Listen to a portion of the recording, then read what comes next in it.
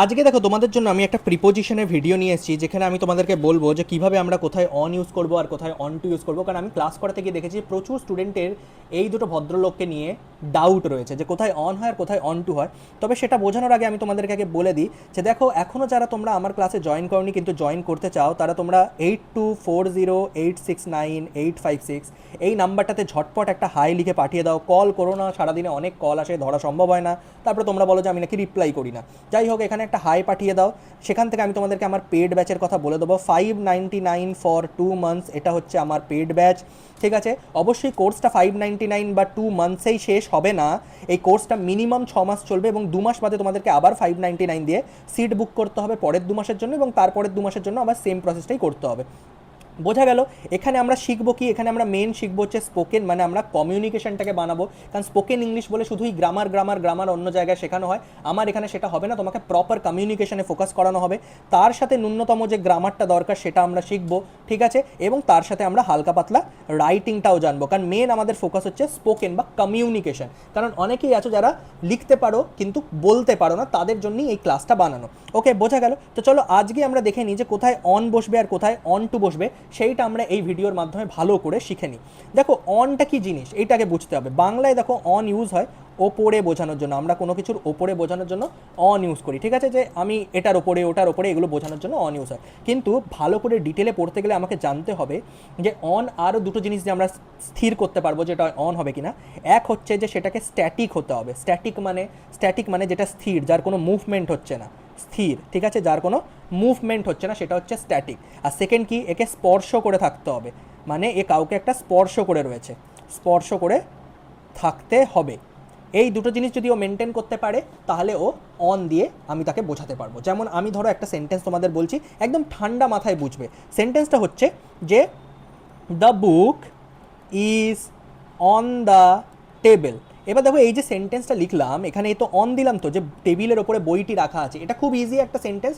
তোমরা সবাই জানো যে the book is on the table হয়। কেন হয় সেটা বলতে গেলে দেখো, এক তো স্পর্শ করে আছে টেবিলটাকে, সেকেন্ড এই বইটার কি হাত পা গজিয়েছে, এ কি নড়াচড়া করে এক জায়গা থেকে আরেক জায়গায় চলে যাচ্ছে, যাচ্ছে না তো।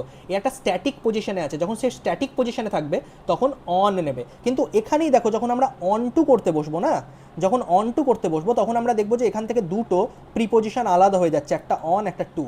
একটা অন মানে আমি অলরেডি জেনে গেছি এখান থেকে যে সেটার মানে হচ্ছে ওপরে বোঝাবে, কিন্তু টু এর মানে কি, টু এর মানে হচ্ছে কোনো কিছুর দিকে বা প্রতি বা তে, তাই তো, এটাই তো বোঝানো হয় টু দিয়ে।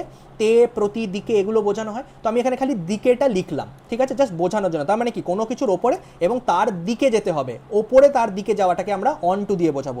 যেমন আমি একটা সেন্টেন্স এরকম লিখতেই পারি যে the cat jumped on to the sofa. ঠিক আছে, সোফার ওপরে বিড়ালটি ঝাঁপ মেরে উঠলো। এবার ভালো করে লক্ষ্য করো, এইটা হচ্ছে তোমার সোফা আর এইখানে হচ্ছে বিড়ালটা, এইটা দাঁড়িয়ে রয়েছে। ঠিক আছে, এইটা একটা বিড়াল। ঠিক আছে, আমি লিওনার্দো দা ভিঞ্চি, তাই আমি এরকমই আঁকি। মেনে নাও যে এইটা একটা ক্যাট। ওকে, এইটা একটা ক্যাট। এবার ও তো একটা নিচের এইখানকার সারফেসে আছে, আর ও যাবে কোন, এই সারফেসটাতে যাবে। তাহলে এখান থেকে এখানে যখন যাবে একটা জিনিসের ওপরে পৌঁছাবে, সেটা অন। আর এই যে মুভমেন্টটা ওপরের দিকে হলো, এটা হচ্ছে টু।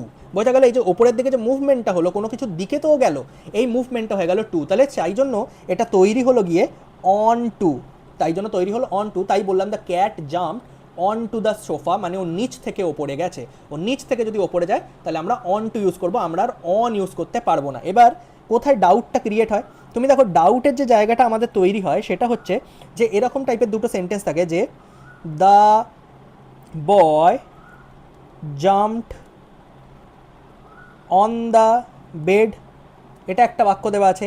আবার আর একটা বাক্যে দেওয়া আছে the boy jumped on to the bed, এটাও একটা বাক্য দেওয়া আছে। ঠিক আছে, এবার দুটো বাক্যই কিন্তু নিজের নিজের জায়গায় সঠিক, সেইটা আগে আমি বোঝাই কেন। দেখো সঠিক এরা কীভাবে বুঝবো, দেখো বাচ্চাটা, ধরো এইটা একটা বেড, ঠিক আছে, এইটা একটা আমি বেড বানালাম।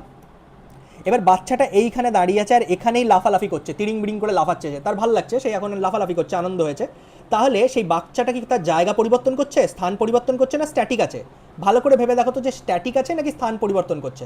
দেখো মাথায় রাখতে হবে, স্ট্যাটিক থাকা মানে যেখানে আমি ডায়ে বাঁয়ে কোথাও যাচ্ছি না, একই পয়েন্টে দাঁড়িয়ে লাফালাফি করাটাও কিন্তু স্ট্যাটিক। ঠিক আছে, সেখানে কিন্তু আমার এদিক ওদিকের কোনো মুভমেন্ট নেই, মানে স্থান পরিবর্তন নেই। তাহলে ও ইউজ করবে এই সেন্টেন্সটা, the boy jumped on the bed, মানে বাচ্চাটা বিছানার ওপরে লাফাচ্ছে।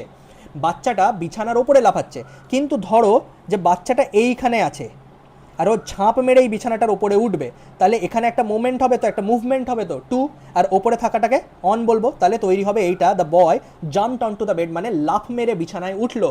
বাচ্চাটি লাফ মেরে বিছানায় উঠলো কারণ সে অলরেডি একটা আলাদা সারফেসের ওপরে ছিল, সেই সারফেস থেকে সে আর একটা সারফেসের ওপরে গেল, তাই আমরা অন টু ইউজ করলাম। তাহলে এই দুটো বাক্য দু রকম আলাদা মিনিং দেয়, কিন্তু এই দুটো বাক্যই সত্য বা সঠিক। এটার মানে হচ্ছে সে বিছানার ওপরে লাফাচ্ছে, এইটার মানে হচ্ছে সে নিচ থেকে বিছানার ওপরে লাফিয়ে গেল। তাহলে তোমরা বুঝতে পারলে আমরা কোথায় অন ইউজ করব, কোথায় অন টু ইউজ করব। আচ্ছা, এটা ছাড়া তোমরা দেখবে যে আরও আর একটা প্রিপোজিশন আসে যেটার নাম হচ্ছে আনটু। তোমরা হয়তো করতে গিয়ে দেখেছো, অনেক সময় পড়তে গিয়ে দেখেছো যে আনটু বলে আরেকটা প্রিপোজিশন আসছে। এই আনটুটা কি? দেখো, আনটু খুবই ইজি। আনটু হচ্ছে টু অথবা আনটিলকে বোঝানো হয়, টু অথবা আনটিলকে বোঝানো হয়। ফর্মাল ইংলিশে বা কোনো পোয়েটিক কোনো কেসের ক্ষেত্রে তোমরা দেখবে যেখানে কোনো কবিতা লেখা আছে, সেখানে তোমরা টু এর বদলে আনটু কথাটা অনেকবার হয়তো দেখতে পাবে। ঘাবড়াবে না, সেটা অ্যাকচুয়ালি টুকেই বলা হচ্ছে বা আনটিলকে বলা হচ্ছে। এবার দেখো, আমি তোমাদেরকে কিছুটা ইনফোগ্রাফিক দিয়ে বুঝিয়ে দিচ্ছি ব্যাপারটা, তাহলে হয়তো তোমাদের ক্ষেত্রে জিনিসটা আরও বেশি ক্লিয়ার হয়ে যাবে, তাহলে তোমরা আরও জিনিসটাকে ভালো করে বুঝতে পারবে।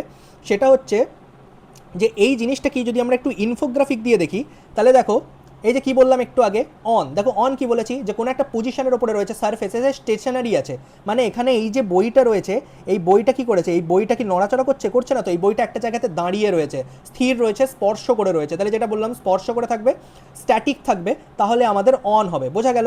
অন টুর ক্ষেত্রে দেখো এখানে হবে কি, মুভমেন্ট। মুভমেন্ট মানে এই যে বাচ্চাটা নিচে দাঁড়িয়ে আছে, এই বাচ্চাটা লাফ মারলো, তো এই লাফ মারা মানে কোনো কিছুর দিকে গেলে টু, আর যখন এটার ওপরে পৌঁছাবে তখন অন হবে, স্পর্শ করবে, এটার ওপরে থাকবে, তাই তো, টাচ করে থাকবে এবং স্ট্যাটিক থাকবে, স্থির থাকবে। তাহলে এই যে ওপরে গেল, এই যে মুভমেন্ট হয়ে ওপরে পৌঁছালো, এটার জন্য the baby jumped on to the bed, মানে শিশুটি বিছানার উপর লাফিয়ে উঠলো, বিছানার ওপরে লাফাচ্ছে না, লাফিয়ে উঠলো বিছানাটার উপরে। তাই মাথায় রাখবে যে যখন আমরা অন ইউজ করছি তখন ও একই জায়গায় লাফালাফি করছে, যখন ও নিচ থেকে উপরে যাচ্ছে তখন অন টু ইউজ করছি। আর আমি ফর্মালে আনটু বললাম, সেটারও এখানে বলে দিই, দেখো ওল্ড ফ্যাশন হবে, টু বা আনটিলের জায়গায় ইউজ হবে, যেমন গিভ থ্যাঙ্কস আনটু দ্য লর্ড, এখানে তার মানে কি, ঈশ্বরের প্রতি ধন্যবাদ। এটা আসলে কি আছে, এটা আসলে টু আছে, যে give thanks to the Lord, ভগবানকে ধন্যবাদ জানাও, ঈশ্বরের প্রতি ধন্যবাদ জ্ঞাপন করো। বোঝা গেল, এটা একটা ফ্যান্সি প্রিপোজিশন, আমরা নর্মাল ক্যাজুয়াল ইউজে ব্যবহার করি না, আমরা যখন কোনো ফর্মাল বা পোয়েটিক্যাল জায়গায় আমরা এর ব্যবহারটা দেখতে পাই। আশা করছি আমার এই ভিডিওটা থেকে তোমাদের অন টু আর কিছুটা আনটু এরও যে প্রবলেম ছিল সেটা তোমরা বুঝতে পেরেছো। আমার ক্লাসে দেখো এরকম ইনফোগ্রাফিকের মাধ্যমেই স্টুডেন্টদেরকে পড়ানো হয়, সব কিছু তো ভিডিওতে দেওয়া পসিবল না, সেগুলো আমার পেড ব্যাচের জন্যই রাখা থাকে। তো তোমরা যারা যারা পেড ব্যাচ করতে চাও তারা এই নাম্বারটাতে এখনই হাই লিখে পাঠাও, এবং আমার নতুন যে 4th মেতে ব্যাচ স্টার্ট হতে চলেছে, যেটা কি না তোমার 10:30 হবে রাত্রিরে, 10:30 PM, যাতে সবাই করতে পারে, যারা অফিস গোয়ার থেকে নিয়ে কম্পিটিটিভ এক্সামে বসতে চাইছে, ইন্টারভিউ ক্র্যাক করতে চাইছে, সবার জন্য 10:30 PM। কবে কবে ক্লাসটা থাকবে, তোমার মানডে আর ওয়েডনেসডে, এই দুদিন, বা ওয়েন্সডে, অনেকেই ওয়েন্সডে বলে, ওয়েডনেসডে বলে না, ঠিক আছে। তাহলে মানডে অ্যান্ড ওয়েন্সডে 10:30 PM থাকবে 4th মে থেকে। তাহলে বুঝতে পারলে এরকম টাইপেরই গ্রাফিক দিয়ে, ইনফোগ্রাফিক দিয়ে আমি তোমাদেরকে ক্লাস করাবো, যে ক্লাসগুলো একেবারে তোমাদের মাথায় ঢুকে যাবে। আমার ভিডিও যদি ভালো লাগে অবশ্যই চ্যানেলটাকে সাবস্ক্রাইব করো, আইডিগুলোকে ফলো করো, বন্ধুদের সাথে শেয়ার করো, আমার ভিডিওটাকে লাইক করো। দেখা হবে পরের একটি ভিডিওতে।